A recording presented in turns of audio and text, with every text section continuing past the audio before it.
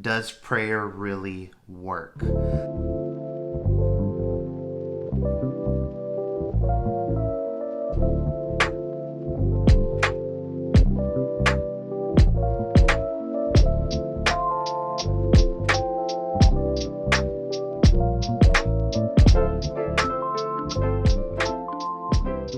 Jesus knew prayer worked. Jesus every morning would get up before the sun rose and he would be in relationship with God, community. He would be in prayer. And maybe you have thought about prayer a little bit. But when I think about prayer, sometimes I realize that I feel like a lot of us think of prayer as this asking of God. Lord, I need this. Deliver. God, I desire that. Give me. Lord, I don't want this. Take away. Right? It's this, God, give me. Right? And that might not be for all of us, but maybe for some of us, there's a little bit of this kind of, well, God, isn't prayer me asking for something and God gives it to me? I think it can be that. One instance where it was not that was I remember being a child and asking God, I want a scooter. Give me a scooter, God. To this day, I've never had a scooter, and I probably won't ever have a scooter. But does that mean that God doesn't answer prayers? He has never answered my prayers or anything like that? Does that mean that? By no means, it does not. It's interesting, though, because Jesus also had a prayer similar. He didn't ask for a scooter, but he asked for something that did not happen, which is interesting. In Mark chapter 14, verses 32 to 36, it says this. They went to a place called Gethsemane, and Jesus said to his disciples, sit here while I pray. There you go. He's praying. He took Peter, James, and John, his close circle, the three, along with him, and he began to be deeply distressed and troubled. My soul is overwhelmed with sorrow to the point of death, he said to them.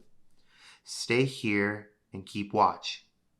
Going a little further, he fell to the ground and prayed that if possible, the hour might pass from him.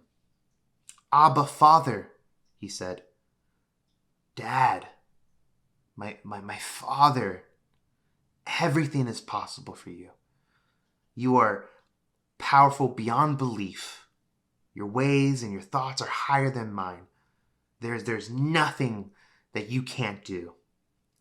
Take this cup away from me. I do not want to go forward.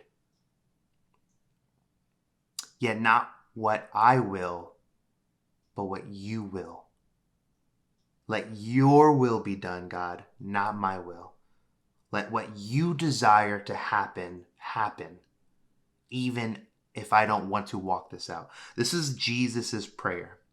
He said, God, I don't want to die. Father, I do not want to go to the cross. Take this cup away from me. But then he says, but let your will be done, not my will. Which is such a remarkable prayer, because this prayer, my friends, I was talking to a friend a while ago, and we were talking about this passage. This prayer is a prayer that works every single time.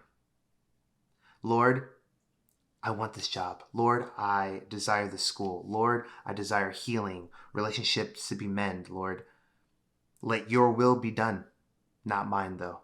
If it doesn't work out the way that I desire for it to work out, Lord, let it be so. Let your will be done. Lord, even if it does not work out the way I desire for it to work out, let your will be done, not mine.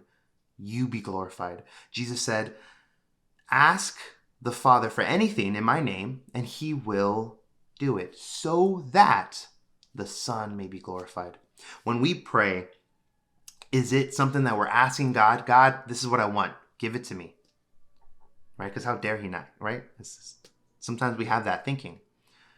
What God is doing in prayer is he's trying to change our hearts. He's trying to get us to a position, a place of, I trust you, God.